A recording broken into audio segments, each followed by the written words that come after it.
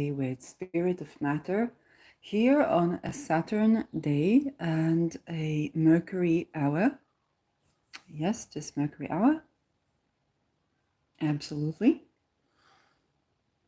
So the ascendant is ruled by Saturn at 17 degrees Capricorn, with Saturn direct in Pisces, 0 degrees Pisces. So Saturn has turned direct. But for some of us, this is actually not such a good news. The moon is in conjuncting this Saturn from Leo. Moon has just ingressed Leo, so separating from the opposition to Pluto. My pardon that I did not do Procyon yesterday with you. And that would definitely be needed to be tended to, as the moon was going over Procyon yesterday. There's a bit of a mystic rectangle in the sky. I see this moon here with Venus. Venus is exactly opposite Neptune, and Pluto and Neptune. So mystic rectangle. There's some alchemy, but perhaps it's a good time to do what I am doing today. The midheaven is ruled by Mars at 5 degrees Scorpio in the 11th house. Sun still on the 11th degree, and Mars on the 15th degree of Scorpio. Sun opposing Jupiter, and Mercury already taking its place in the 20th degree of Scorpio, opposing retrograde Uranus. So, Chiron is in 16 degrees Aries, and Aries is with Rahu. And this is the chart for right now. What I wanted to do is, and I want to first of all give an honor. So I was looking for what is happening with Saturn going direct. And as it was stationing, I saw that Afghani refugees are being displaced from Pakistan. Okay, they were living for many years in Pakistan. And now that there is Afghanistan and it's ruled by the Taliban, it's very oppressive of women, horribly oppressive of women. And I know this thanks to a solo traveler. If I find her channel on YouTube, then I will link it. That she's been there a couple of times, and just in the recent year, the situation got so terrible that she literally had to evade policing, and she could no longer film Taliban, which was the rulership, okay? And women can no longer walk in parks. So it's not about burqa, it's also, the thing that you wear is actually looking very beautiful, but when you are forced to wear something so to hide yourself and you don't have choice about this, is problem that was happening in Iran. But there is even worse. Even if you wear burqa and you cover yourself, you can't go to the park. Okay, so this is getting very, very difficult. And now, because there is Afghanistan, so it's like you have a country, then Pakistan says to the people, to the refugees, go back to Afghanistan.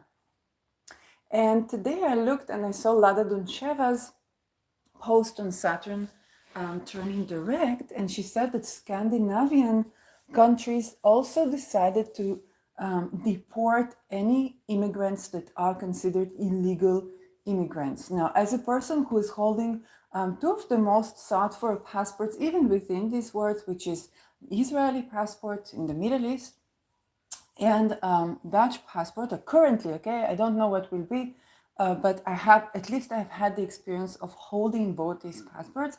And I also had the experience of being in between houses in both Israel and in Netherlands.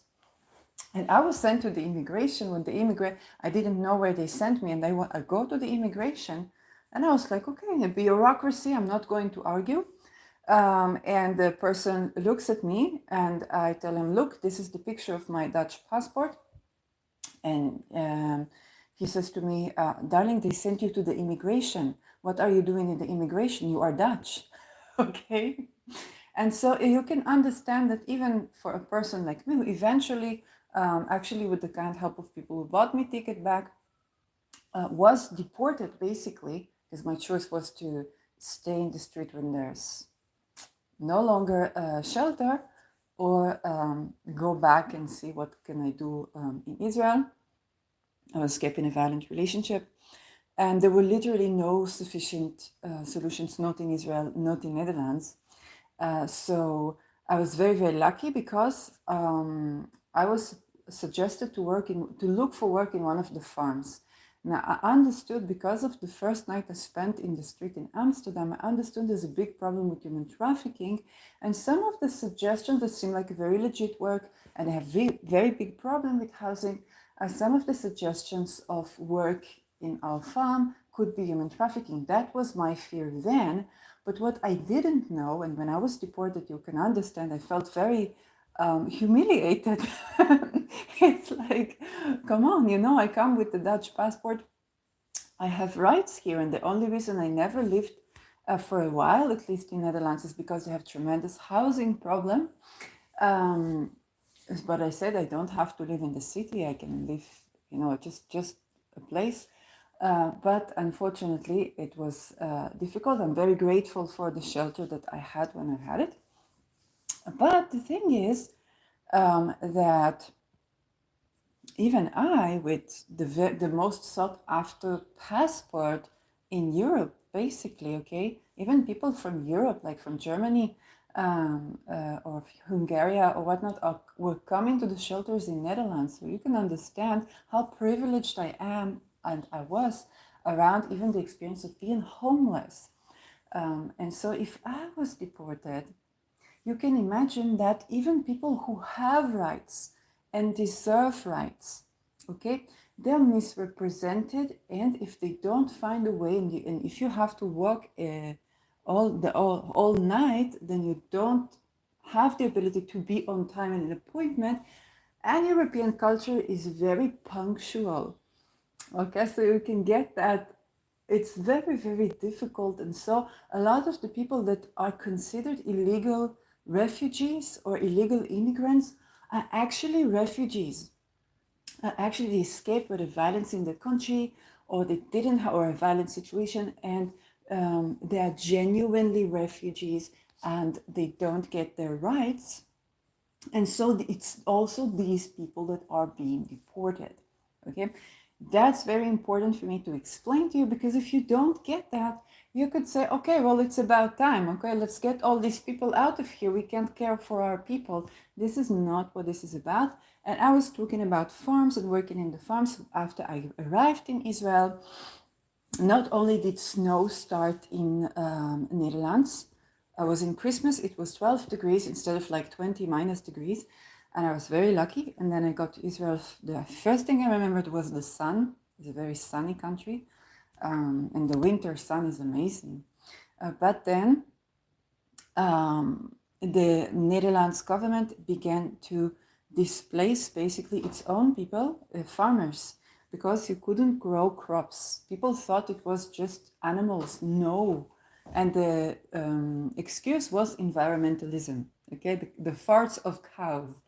Basically, it means that if you had land and you used to grow crops, even if it's only agriculture and no animals, you could not grow crops. I'm also grateful to Mark Boyerski, whom I took a break from, because he,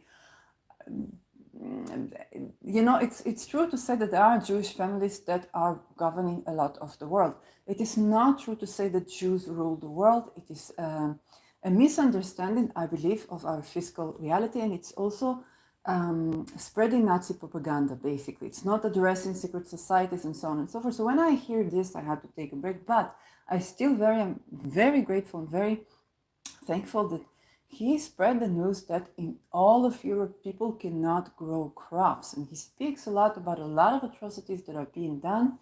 And aside of this disagreement, which I think is a mistake, is a very big mistake, and it's very life-risking to a lot of Jewish people around the world that have nothing to do with Rothschilds, or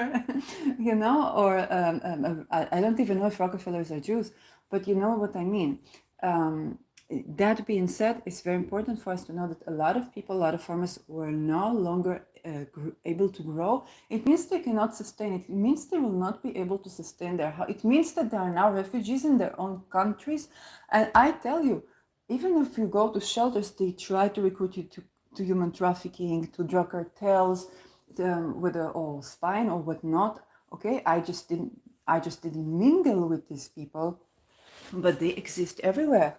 With me were two nurses during COVID. It was a COVID shelter, okay, of the GGD's and health municipality. And there were two nurses that said that they were homeless because there was not enough shifts for them. Young women, they were around my age, maybe a tiny bit, a couple of years older, and maybe one of them was even younger than me. Okay, I'm almost 40. And they had not enough shifts in a global pandemic. So you understand, either they were rats. One of them was actually identifying another person that was coming each time with a different suitcase that's seen from the airport. And maybe he was just stealing suitcases, but maybe not. And then one day he tried to speak with me, and I'm like, and went the other way. And she called him. He said, "You are a rat." And I'm looking at her, and I'm like, I don't know if she is a rat. So, and the other one tried to tell me I'm working and I'm putting in the patat and I'm putting my money in Germany and like this and like this. So I looked her right in the eye. I said, I'm a aromatherapist, darling. I will pay 52% tax. I just want to see that my taxes reaches the people when they need it. Okay, so you must understand that those people that are no longer able to grow their crops, if they were genuine farmers and just needed a helping hand, they're no longer able to hire the people. So if I would go to work in a farm, I would basically be displaced and there would be no rights given to me. Okay, you stay in the street. You stay in the street. And shelters are not all that safe. Okay, they're not all that safe. It was better than Israel, but it was not all that safe. And this situation is basically happening for residents in Netherlands. So for me, I was like, oh, very lucky, because if I would work in a farm, maybe and then of course I would pay taxes. Like everything is no problem, and I would have a place to live. And working in a farm is something good, but first of all, I was not sure that I'm able to work because I went through trauma, and being homeless is very exhausting. You walk a lot, and this is very difficult to work. But I was in such a situation. I will no longer have a job. Okay, and my experience would be farming. I'm not a person. I'm neurodivergent, but even if I could do other type of work, then I would need to at least have 2 years of Dutch experience where I'm immersing in my father language and able to express myself in writing and in speech in Dutch. And that would mean I would probably have no job, or even if I would have job, I would not have housing, which would mean that I would probably again not be able to work. This is the situation for EU residents. And so it sounds like, oh, let's deport all those illegal immigrants we can't take care of our own, but it's actually induced by the Agenda 2030 that in various excuses performs atrocities. It is not just genocide. What happened in Israel on 7th of October, and it's not about, oh, pay attention to me. No, people, forget the nationality. People were being slaughtered in very methodical way. Separate, these people will be to rape, these people will be to mass graves, like Nazis, okay? And there was a very orderly chaos, it was very orchestrated, and the atrocities, it was a ritual sacrifice, okay? Blood sacrifice, people were beheaded, babies were beheaded. It's crazy. Forget the nationality, okay? What happened 7th of October, doesn't matter, Israel is Palestinian, it happened to Israel, is okay. But you need to understand the levels of atrocities were happening there. And all of this is under the guise of this Agenda 2030, as this real estate. So with this context in mind, we are having a lot of people and societies that are displaced also within their countries. And in Netherlands, it was very easy to get people to support environmentalism because people care about this, okay? And people were not really seeing at first what is going on. And there are a lot of people who are vegan and say, oh, it's about time that we don't eat meat. And if you have no experience of like a decade of trying to be vegetarian and trying to be vegan, then it seems very reasonable, okay? Because when you see how the industry is working, then you understand something needs to be changed. It seems like the most rational thing to just not eat animals. But it is more intricate than that. If you go like 10 years, 20 years into this, trying on and off the way I did and many other people did. And today I even think that a lot of the crops that we grow, because they don't have the nutrients, because they're growing with water with fluoride and even poisoned water, okay? They were growing with the water that you throw away. I was in the Negev in Israel, and I was thirsty because I was in between houses and I was escaping someone who was hosting me because he had a friend who was selling an illegal weapon. Okay, well, this is where you stay. So I was very, very scared, and I went the fuck out of there. And of course, when he heard I was there, he's like, "Oh, maybe we can send somebody to bring your passport." So I was walking by foot in the fields, and there were trees growing, and I wanted to drink from the water of the tree. So I filled in a bottle that I had with me, and I literally took a sip, and I was like, I'm drinking the water of that you throw, like when you throw from the bathroom. And I'm like, oh my God, our crops are watered with this water. Okay? Because there is a problem of water. And then, and I had to go like kilometers until I fortunately had some money for the bus and I could go out of there. But you understand, this is our crops. And so I believe that a lot of, even if we had the ability to be vegan, because our crops are growing so polluted, even when we grow organically, okay, do you have access to non-fluoride water? I don't, and it's not legal to collect rainwater. Okay, you have to do it partisan. And to be partisan, you already need to be linked, you already need to protect yourself, you need some weapons. So you're already connected to crime organizations that have various interests if you want to be free, supposedly, from the government.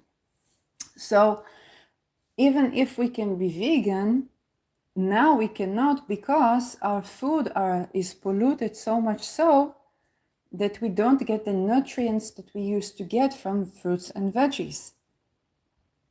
And so you can see why with Netherlands it's very easy to say environment, environment, environment, and meanwhile deprive people of land because of farts of cows, okay, carbon emission. In Maui, natural disaster, and you understand this is not how you treat natural disaster. You don't besiege a city because there was natural disaster. It's very important, right? And for the Israel-Palestine, let's say there was 200 people kidnapped and a horrid slaughter. You don't just slaughter, civilians. Israel has technologies, okay? We have weapon that is laser focus. So you understand that there is something very orchestrated both in the 7th of October and in the response, and the people who are kidnapped, they are still kidnapped.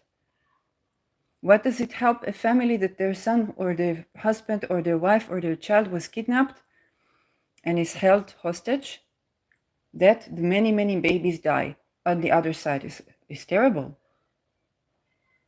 So you understand that this is not a war, but there's actually something going on. And in the meantime, the people who were displaced in Israel from a couple of cities and villages that were agricultural, fertile soil.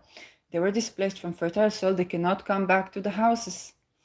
And they were told that maybe 3 years they won't be able to come back. They will never be able to come back. These places were conquered by Agenda 2030. And with Gaza, it's very easy to say, oh, this is genocide, this is Israel. It won't stay with Israel. It is already for the Agenda 2030. And so Gaza is very easy, right? Very easy. You say, oh, Israel performed a genocide and salamat. And now we see with Afghani people Is it true that Afghani people are now ruled by Taliban? Is it a state that you can actually release refugees to? No, you cannot. Women are not safe there. Children are not safe there. And Pakistan is like, okay, we had enough. So the context of this, and when I'm hearing now European regimes are going to displace people, where are they going to displace these people to? Darlings, this is genocide. This is genocide. Displacing these communities is genocide. Displacing refugees, legal, illegal right now, is genocide. And it's not like the people are going to be deported, easily. It is done with military.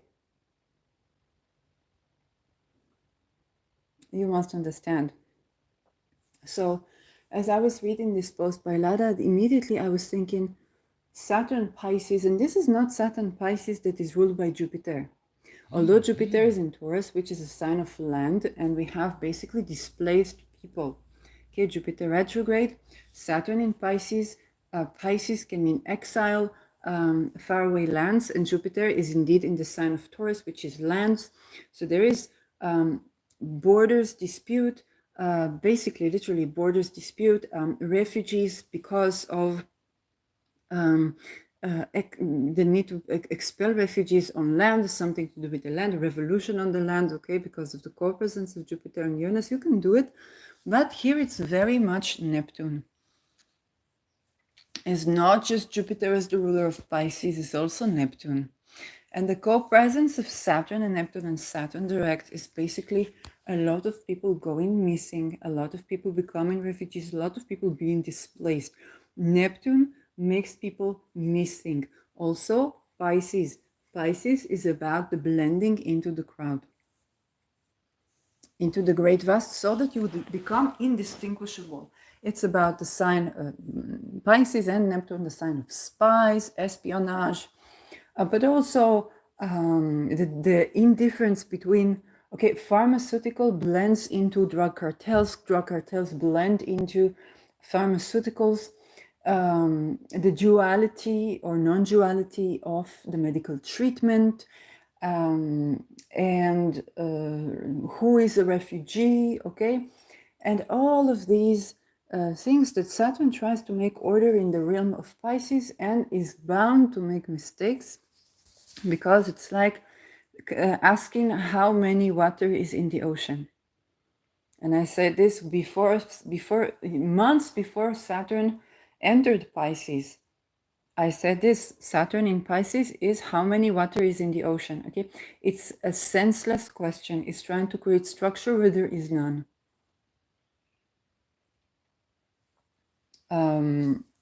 But because Saturn also rules people who are displaced, homeless, and in this case, people who are not having assistance or in the street or exiled because of something to do with medicine. Then maybe they got addicted to prescribed drugs, or because they don't take drugs. Also, when I was in between houses, I saw clearly people who don't take either prescribed or non-prescribed drugs.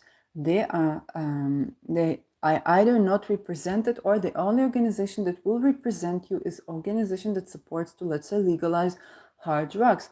And again, I'm not an expert on this, but it's very important that you don't have representation or solution. There was with me a man in his mid-40s, probably, and he was a Dutchman, and he was homeless, and he was not, he said, because I'm not crazy, and because I'm not prescribed those drugs, and because I'm not addicted, then people say nobody helps. It's like, you're homeless, okay, fine. Nobody helps him to just find a home. And you sleep with a lot of people and all of them snore, so you don't get much sleep. And he was keeping his attire, he was very elegant and very eloquent, but this is a person that doesn't get much sleep and doesn't get much help. And he's Dutch. You know, he has the nationality. So imagine the people who are refugees. And it creates a lot of hatred. I spoke about it. There is a bit of a divide and conquer in this situation. It's also what's happening in the world right now with people who say pro-Palestine and don't recognize that there's nothing wrong about being pro-Palestine. Is that you need to look and see, is it pro-Palestine or is it exterminate Israel or exterminate the Jews? Because there are a lot of forces operating in between. And it was quite similar with Ukraine and Russia.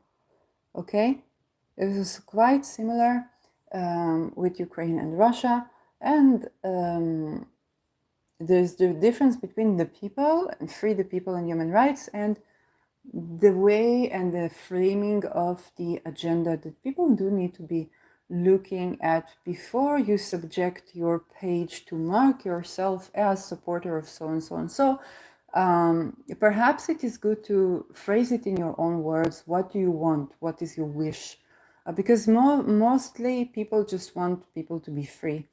And then the phrasing is needing revision. But in some cases, it really is a lot of divide and conquer, because Jews are feeling like, oh, anti-Semitism and so on and so forth. And Palestinians or Muslims, because some people are just Muslims, not even Palestinians, and they're feeling like they're being hated, and it's got nothing to do with it. So a lot of Palestinians are Christians.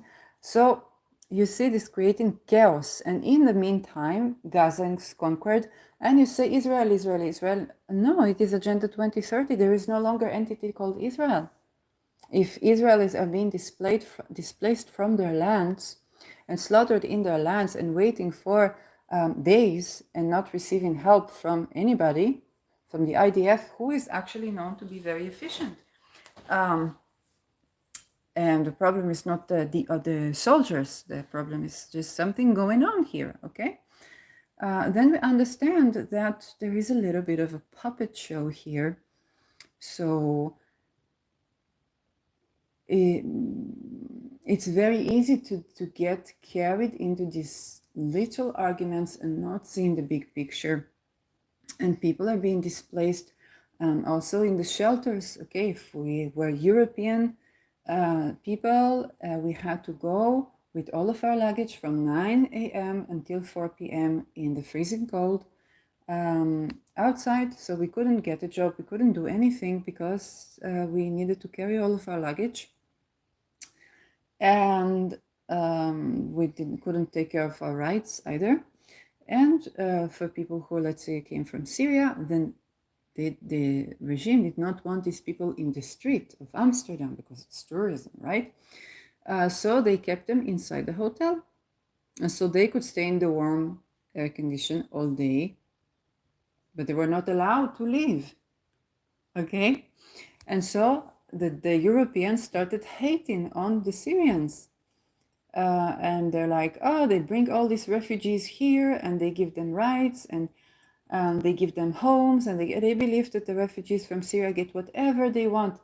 No, they are closed in a hotel, so they have one more meal a day, but they cannot leave.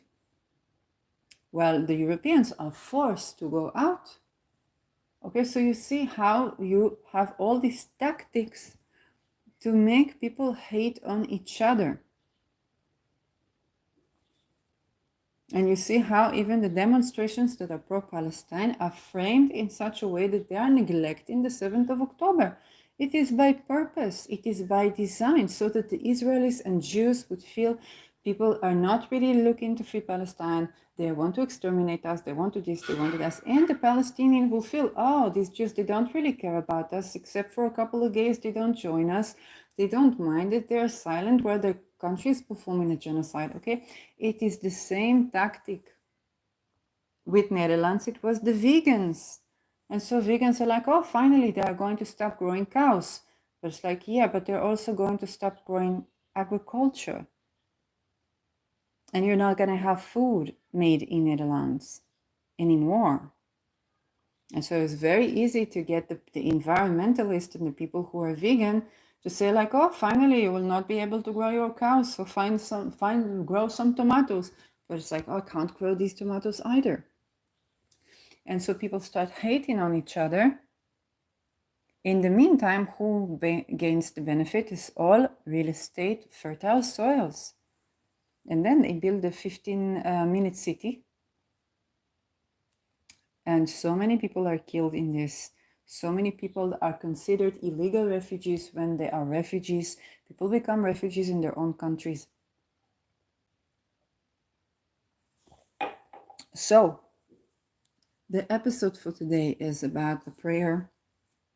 And this is when the Saturn people are homeless, or the refugees go missing from the discourse, or missing in general. And this is a prayer to tend to those who are missing, to remove the stigma from those who are dealing with addiction, from refugees, from displaced societies, who is displaced, to become aware, to pray for those people who have been and are being affected by these atrocities in the medical field, in the housing, on land, whether due to political conflict or globalistic conflict. People whose identities are blending, okay, because people who have had their identity stolen from them, or can't show their identity. Think about a gay woman in Palestine, a gay trans woman in Palestine, a gay trans woman in Afghanistan. It's not Rojava. It's not Rojava. And Israel is becoming like this. This is why we got invaded, unfortunately. The people who paid with their lives and went through these atrocities, they are not to blame. Okay, but we became susceptible to this when there was oppression of women rights and LGBTQ rights in recent years. And then there was a war. Okay, so this is a prayer for missing people to be receiving what they need. Okay, where if you need to, and also this is a prayer for if you need to be invisible. So if a person needs to be invisible, whether it's from the government or from organized crime, that they will be able to receive the blessings of invisibility to their enemies, and the blessings of being found at the right time, at the right place, by the right people. Okay, being found by the people who actually help you, and for these displaced societies and displaced people to be receiving what they need at the time that they need it. So Neptune requires a certain sort of surrender to the situation that yields some sort of release from certain bondages that we have been experiencing in our lives. And so I really wanted to make this episode to honor the Saturn Neptune and pray for the people that have been affected, that are being affected directly and indirectly, for their well-being, and for the creation of something that is actually nourishing, whether it's structures or health, or places to be, or even a way of traveling that is actually healthy. And again, I would not know about this without a solo woman traveler that traveled to Afghanistan twice. Okay. without an astrologer. Okay, so again, who was also receiving channelings and downloads, without the healer, that even though I think he made a big mistake regarding blaming the Jews for what's happening in the world, it's the same old Nazi shit he fell victim to. But other than that, he also exposed what's happening with lands in Europe and the Agenda 2030, and it has been outspoken even during COVID, and I think deserves honoring for that, and that is Mark Brzezinski.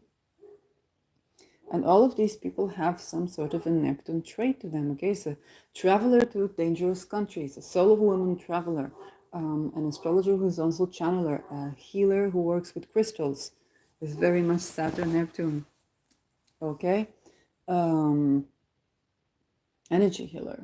So honoring and listening to these people basically gave me the information, the perspective that I am having today. And of course, the people that I met when I was in between houses and spoke to. So these are not the people out there. Okay, with Neptune, we can have the illusion that it is far, far away from us, but is actually way, way closer than we think. Okay, way, way closer than we think. People go missing even when there is no war. We need to tend to them.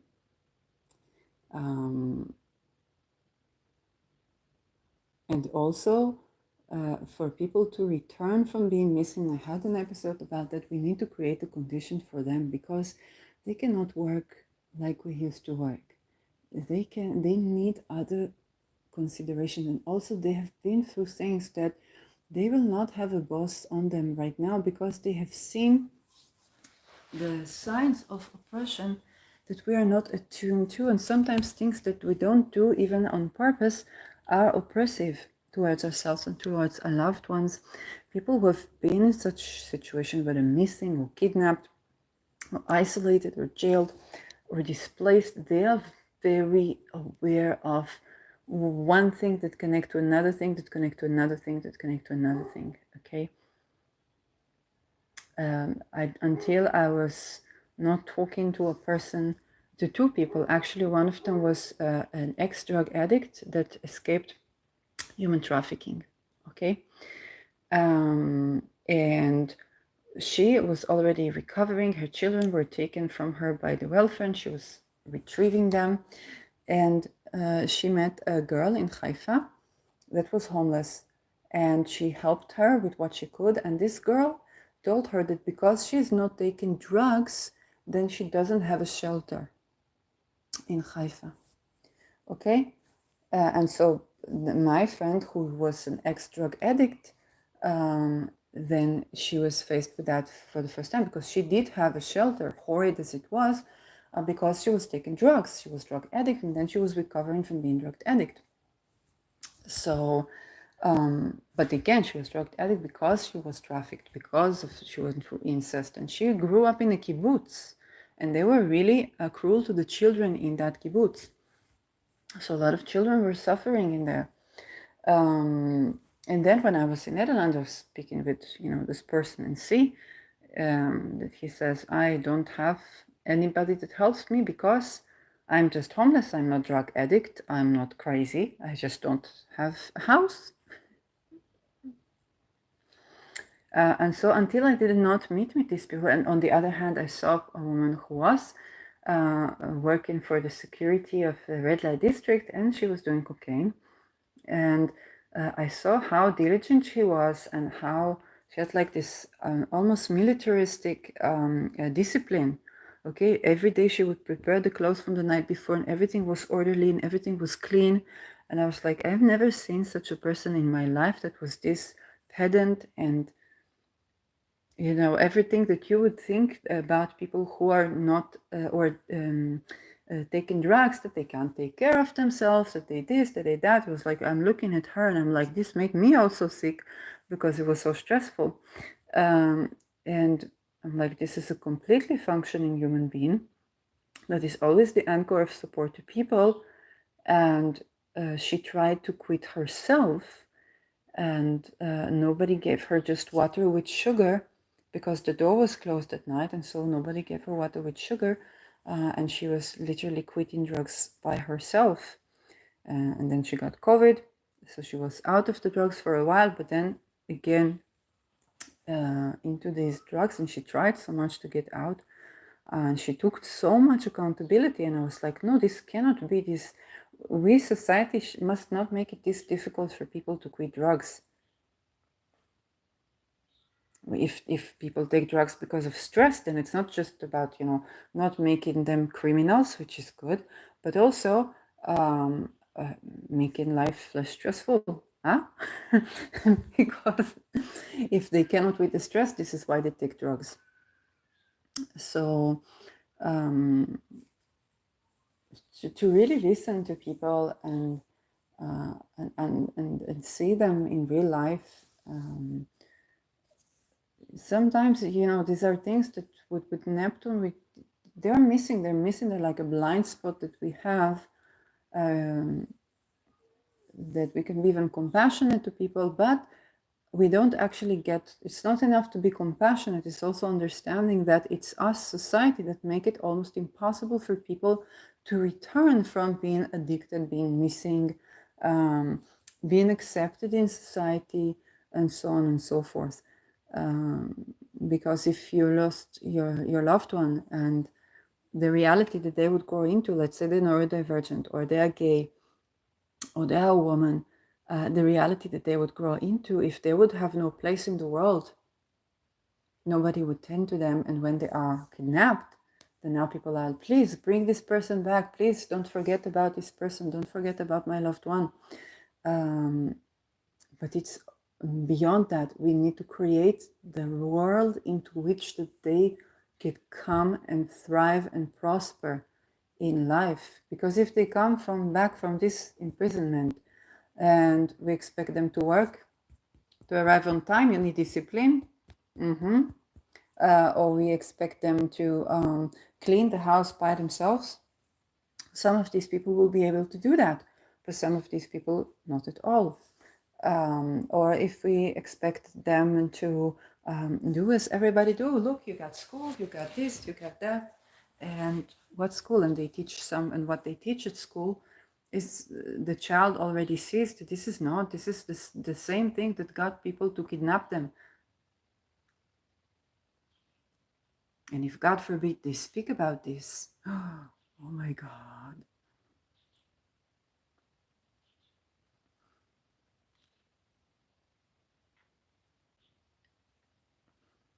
I remember when I was in high school, we had a person, his name, by the way, was Gandhi, who was supporting displacing of Palestinian society. And he was, I think, murdered. And in high school, we read the news, and I said, well, but he was like Nazi, innocently. And I was asked to go out of class and think to myself. And I felt very weird, because I didn't think I was saying anything extremist. I was like, but this person was supporting deportation of entire Palestinian population away from Israel. And so it makes sense that people will murder him. And that was a shock. Okay. So imagine a child that was kidnapped by Hamas, and say, and what would they come back to when they go to school, or a woman or a man that were kidnapped, and they go and they say, oh, we are so, if the society that has not been, that's their loved one, is like, yeah, you don't know, and we killed so many people in there, and they saw what it is, and it's like, you killed what? I could have gotten killed. Why did you do that? Because when you are sitting in those situations where you are displaced, or you are homeless, or you're in a shelter, or you're in the street walking. When I was in the street in Netherlands, in Amsterdam, it was very cold, so I was constantly dancing. The entire night I was dancing, because a little bit of martial arts, a little bit of dancing. And I was singing as well because I needed to maintain the heat. Okay, I needed to maintain presence in my body to maintain the heat, and I was saying the people in the houses, because it is locked down, they want out. They want to go out of the home, and then there are the people in the street. They want to go in, but not in every price. Okay, and in those situations, there really are certain insights that happen, and to go, you really need to change the world after you don't go to the same thing. This is why when I was offered, like, oh, maybe work at the farm, you like nature, you like animals, maybe work at the farm. So I said, no, but this is slavery basically, because it means that I work and I live where I work, and what I get in return for my work is to be able to live where I work. But this is like slavery, and it's also very easily could be like human trafficking. They could be great people, but it's also putting me in a situation that could be like human trafficking. So no problem to work in a farm, but I need to know that I have residence even if they don't hire me. But this is something that I could only say after I spent a night in the street. Because a decade ago, I was thinking I had a problem in 2008 that I was working in best jobs, but the money was not enough for paying the bills. And I said, you know what? I want to work with you, but you must pay for me for the rent. Because I cannot like this. If I'm working, I want to know that I have, but I did not understand that this is also creating another intrigue. Then later, a decade later, I would be offered to work like this and have to refuse because this could be human trafficking. Okay, so there's questions and different structures that we need to create for the people that are homeless, for the people that are kidnapped, for the people that are displaced, for the people that are refugees to come back.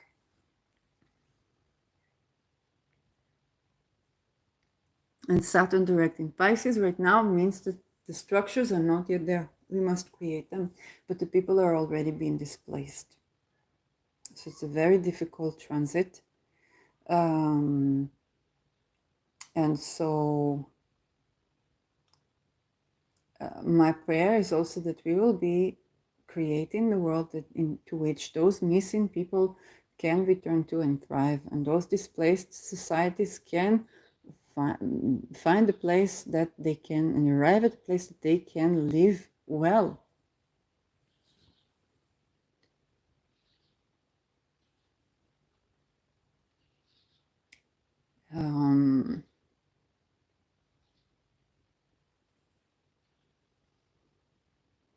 And we, the people, need to change. Unfortunately, a lot of the mass crisis is a little bit of enlightenment, that there were blind spots in our sight, that we were thinking, oh, if I was homeless, I would eat only canned food and I would work 2, 3, 4 shifts a day and I would save until I can buy a place for myself. But then you are homeless and you haven't slept all night, and the only thing that can wake you up is a coffee, and you need a lot of sugar. Okay, so, or God forbid, you are becoming addicted to drugs. Okay, and so, you know, I had even a colleague that said, after what happened in Israel, I want to move to Switzerland. I understand what happened to me is like preparation. Even if I will be starving in the street, I want to go there. And I'm like, darling, I have been starving in the street. Switzerland is a mountain country. It's snow. You will freeze to death. I wish for you to never have to go through this situation. Okay? And even I, when Jupiter was in my first house when I was homeless, so I had a lot of food, a lot of sweet food, and still there were places that I needed to steal food, and sometimes I couldn't steal food, and sometimes I couldn't eat because I was so stressed. So a lot of what we think that we would do is not actually what's available for us to do. And there's a lot of ableism, and there's a lot of victim blaming even. I even heard people, Israelis, that said, no, we will not go like sheep to be slaughtered the way we did in the Holocaust. And I'm like, nobody went like sheep to be slaughtered in the Holocaust. This is a big stigma that Zionists put on Jews, and they said it's the lean Jew. it came from the Holocaust. No, these were people that were survivors. And even the people who died, they were survivors until they couldn't anymore, or for whatever reason. So what is happening right now and all of these situations is a little bit of a reality check for many people, that what it is like to be refugee, or to be homeless, or to be displaced, or to the reality of people who deal with addiction. Okay, you can get stressed and your doctor prescribes Xanax and good morning, you're addicted. The way from there to having to buy it illegally is very, very quick, sometimes months.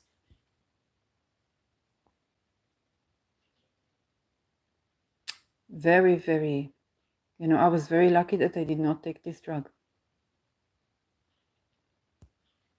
Because I would say that, I can get addicted to Coca-Cola.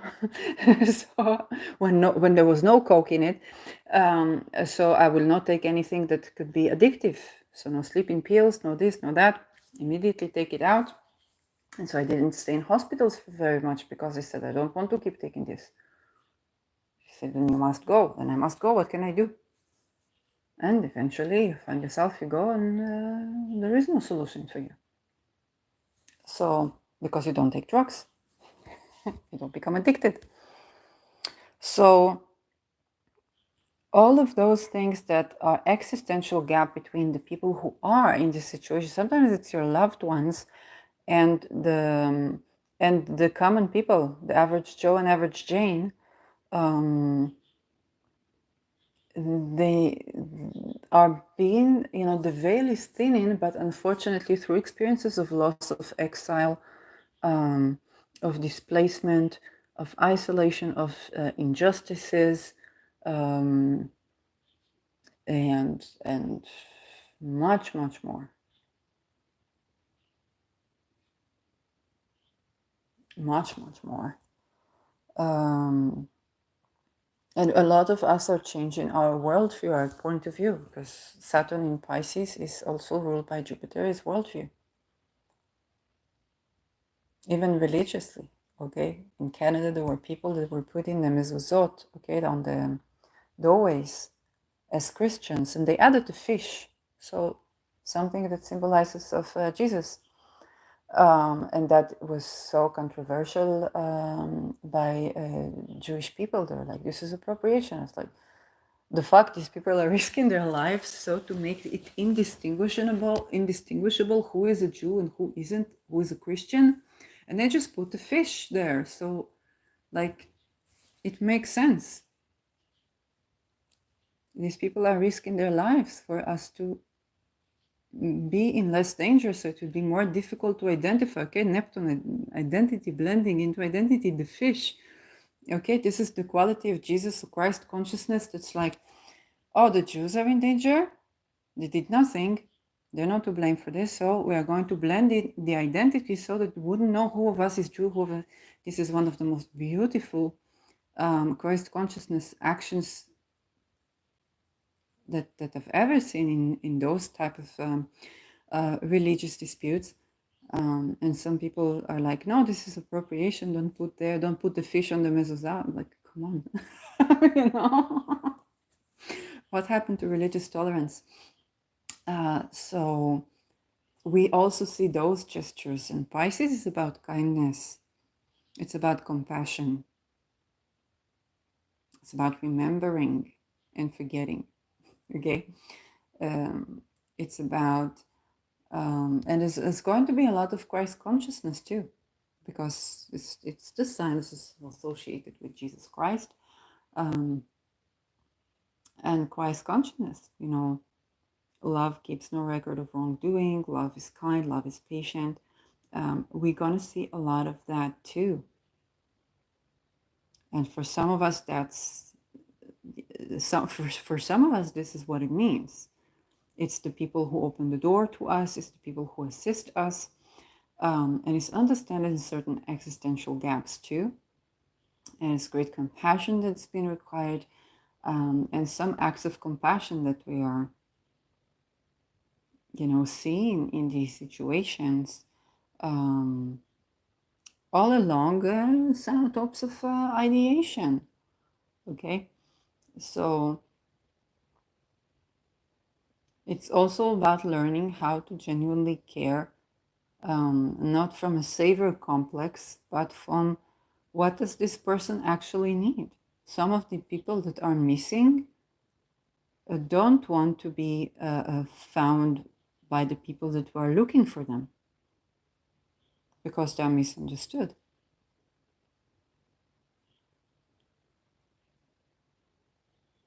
If you will just call the welfare on a mother who took her children from the partner that was abusive to them and to her, they will kidnap her children and put her forcibly with the father.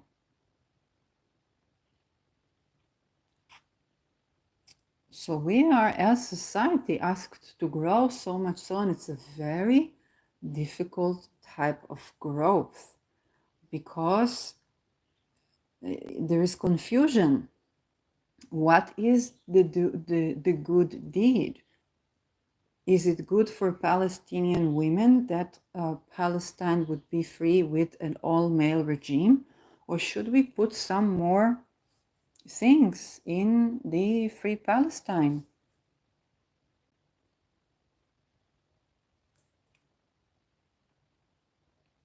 Well, it's also important to acknowledge that when people don't have enough space, they do become more violent. Okay, because if we mistreat the element of air, that is space, it is young, it's men, we are like mistreating men. And so when we are mistreating men, they lose it. They become oppressive and oppressed more easily. Okay? And then they begin to mistreat the women. Why? Because they did not have enough space. So we need living space. And when we have living space, now we also need to treat women well. Because if we are mistreating women, then we lose land. Okay? And you see how space and land are related, because if you want a spacious house, you need spacious land. It's the alchemy of these changes too. In COVID, a lot of families, they got suddenly domestic violence. A person that I knew for 10 years suddenly became violent. And he himself would say, if I say something weird about women, about this, please understand I'm going through something that was no longer tolerable for us to stay together. So it was not a person who was like looking to oppress a woman or to this or to that. No, but there was certain type of structure that was closing in that dredged up certain things. And we were living in 2-room apartment. We each had our kitchen, our living room, our shower, our bathroom. So a lot of fights were abolished, but still both of us probably needed to have more space. And that was a part of the elements that was creating a tremendous conflict. Okay, so space is important. This is why, while we are saying it's important to, let's say, with Palestine or Gaza, we need to see women's rights, we need to see bright flags, we need to see this. Yes, true, but they also need to have more space. They also need to have more space for their population to not be so crowded. And so men can retreat to themselves and not take the violence out on their children or their woman. Because this is the male tendency. It's that they are explosive. What is the modern ruler of Aquarius? The element of Aries, Uranus. Uranus is explosion. And indeed, what did we see when so many people were crowded into such small land? They began to explode first. Before the missiles, they were sending people to bomb themselves. Okay, explosion. Because they were literally exploding. And so it's both the understanding that people need more space and the understanding that it's not enough for there to be a free Palestine but no women's rights. We want to see these women speaking right now. We want to see, and they do need more land and they do need more space. Okay, it's very difficult.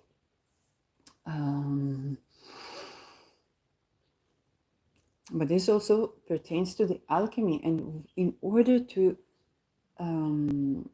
if we talk just about the space, but we don't talk about women's rights, then it's a problem. But if we say, okay, these people, they need space, but we don't acknowledge that the people on the other country, Israel or Pakistan or India or Ukraine, also need space, then what we are doing, we're saying, okay, let these people be free, but these people be oppressed. Doesn't make too much sense. So we, the people, really need to create the world into which people are coming back when they're coming from those experiences of exile, of homelessness, and it's basically creating a new and improved world that is alternative to the 2030 concentration camps. And it's something that I mention a lot. Okay, so may we create the world that people are free in. And with this, I will end. Thank you for watching.